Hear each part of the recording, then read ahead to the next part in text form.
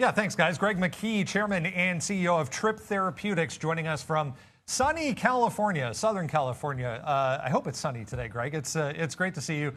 Good to have you on the show to talk a little bit about some exciting news out yesterday involving Tryp Therapeutics and the University of Michigan. Why don't you fill us in first off? Happy to. Yeah, great to be here, Brendan. Yeah, it's a little bit overcast here in Southern California, but the weather should get better here shortly. But yeah, fantastic to see you today.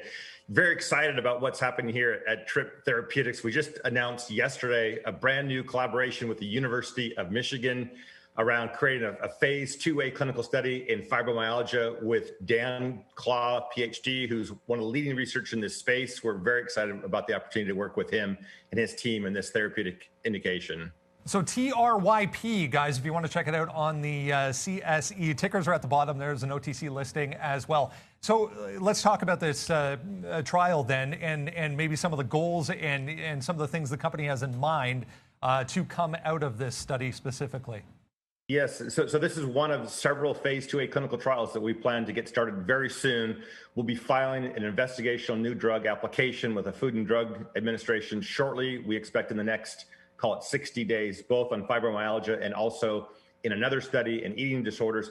Both these studies are meant to be exploratory in nature to answer a lot of different questions we have about the utility of a psychedelic that we're working on, specifically psilocybin, in these disease areas. Both of them are small open label studies, so that means that we'll be following patients as they go along in the treatment regimens, and we're looking for a confirmatory positive read in terms of efficacy in these two really important unmet medical disease areas. So it's common in this sector to see companies mainly focusing on depression-related treatments, focused on PTSD-related treatments.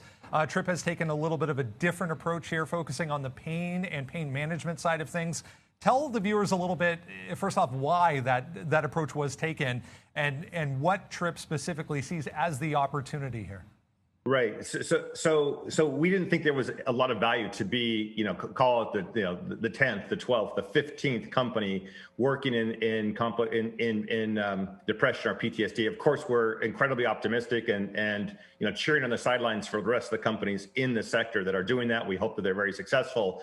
What we see based on our own research and based on the research of academics at a number of different institutions that we're working with is an opportunity to use a psychedelic where there's very specifically a central nervous system or a mental challenge in terms of the pain. So in many of these disease areas, there's no physical addressable pain issue. It's all around a feedback loop in the mind that needs to be changed. And we see a number of different things. First of all these areas are highly unmet in terms of there's a lack of really good therapeutic treatments in these areas. Second of all, we feel there's a very strong scientific rationale for the use of a psychedelic in these areas. So we're in chronic pain, we're targeting specifically fibromyalgia, phantom limb pain, and complex regional pain syndromes, all diseases that are in dire need of new therapeutic alternatives.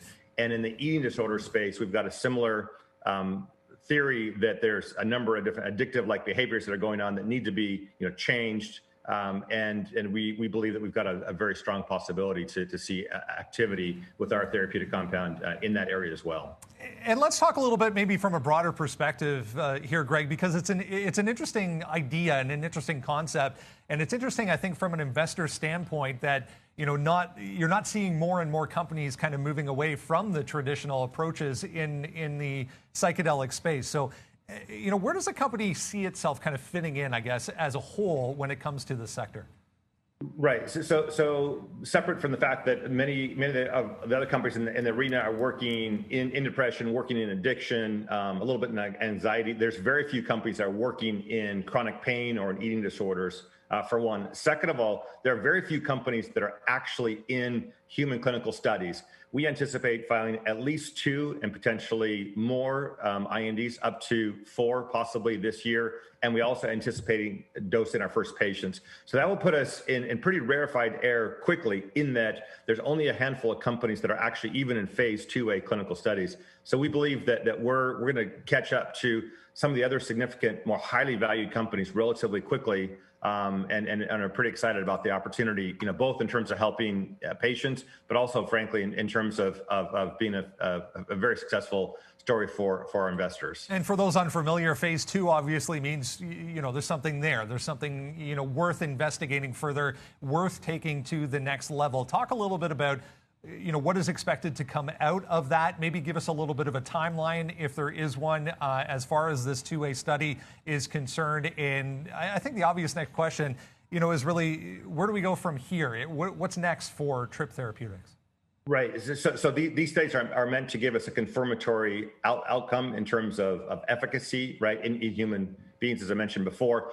The main body of work that we'll be working on and what we are commercializing is a novel formulation and a novel route of administration, right? So a different way to deliver the drug to humans that we think will be more efficacious and potentially have a better safety profile. So the next steps for us are really two major milestone and steps along the way. One is to run these phase 2A clinical studies to get these reads.